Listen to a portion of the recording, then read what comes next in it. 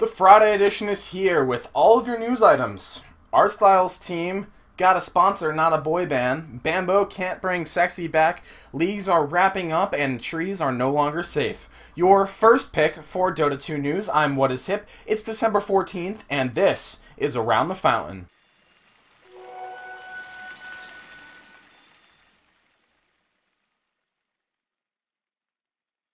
So it turns out that Bambo can't bring sexy back. He leaves Absolute Legends along with Come With Me just weeks after joining, after the team seems to not be able to resolve some serious internal conflicts. Here's what the team manager, Samo, had to say.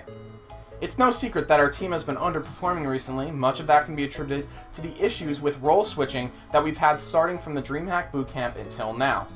He goes on to say, we've decided to keep the remaining 3 players as they are incredibly dedicated and overall great people, and we'd like to give them another chance to create a new team and compete under our banner.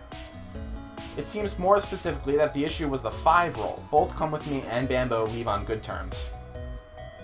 After his announcement via Twitter that Artstyle was returning to competitive Dota, his team quickly became known as the United Sexy Boys.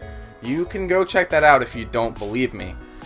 Anyways, they were quickly picked up by Netolic and are already engaged in the Asus Open, where they've already dropped 2 sets in a row and are eliminated from the tournament. The team's roster is as follows. Artstyle is captain, Solo, Dread, Sharfik, and Jotam.Medved. Speaking of the Asus Open, the final battle of the year competition is underway and will last up to Sunday the 16th. 2 groups of 6 teams each will play in a round-robin format. That's everyone playing everyone, and the top 3 teams will advance to the playoffs in the following fashion. The top team is seeded directly into the semis, and 2nd and 3rd place go to the quarterfinals. Groups are all best of 1, and all playoffs are best of 3. The prize pool stands at $15,000, where $6,000 goes to the winner, the rest divided between 2nd to 6th place. Check back on Monday for the full results on this tournament, and you can watch it over on Shiver's stream.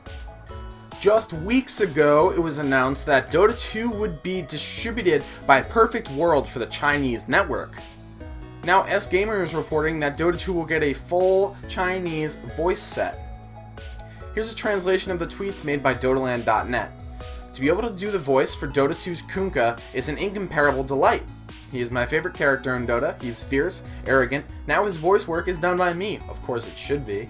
He also replied to a fan saying, over 300 lines, although it seems like he's got a rivalry going on with Tidehunter in Dota 2, over 80 lines are specifically aimed at insulting him.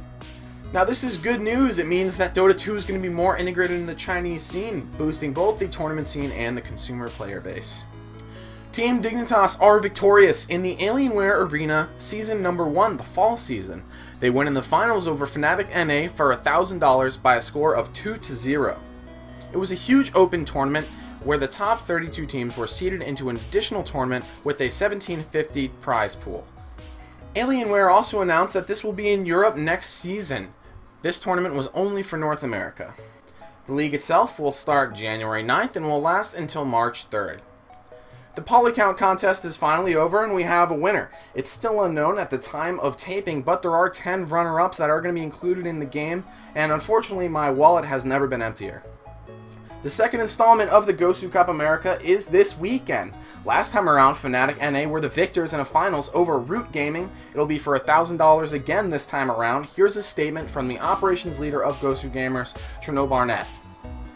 GoSir Gamers and Roccat are proud to deliver another edition of Sukup Americas, where we welcome teams from all over South and North America to come and play.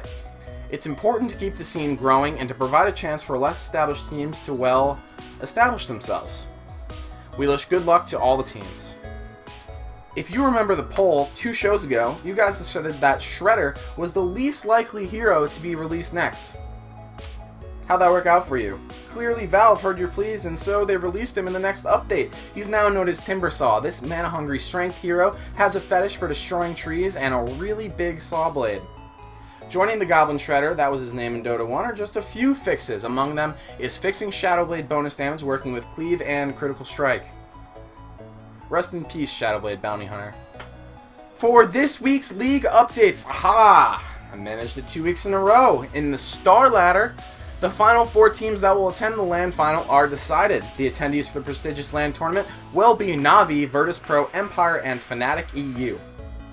In the defense, things are still starting up. However, No Tidehunter, 3D Max, and MTW are all at the top of their groups at 2-0. In Group A, it's a 4-way tie at 1-0 with Team Liquid, Mouse Sports, Virtus Pro, and Pulse Esports. More updates as the defense progresses. In the GoSir League, it's still Na'Vi and Empire unsurprisingly in the lead with 8 points each after a week. Both won their games 2-0. Last week, I asked you if Team Liquid should have a Dota 2 open. Here's what you said. 15% responded, I would kiss an 85-year-old nun on the lips with tongue for 5 seconds to have that happen. 52% thought it was a great idea. 15% could take it or leave it. And 18% thought there were already too many tournaments to watch. Thanks for answering. Now, this week's question, it's a little bit of a touchy subject in esports, spoilers. The question is, do you think that spoilers should be present on esports community and news sites such as Reddit, GoSirGamers.net, and Join Dota? There's only 2 options this week. A, no, I don't like accidentally finding out results. Or B, make it the headlines. Why not prominently feature the current tournaments like in normal sports? As always, vote in the link located in the description. That is it from me this week. Please subscribe to my YouTube channel either here, or at the beginning of the video for more updates, and I will see you on Monday. You are watching Around the Fountain, and I'm WhatIsHip.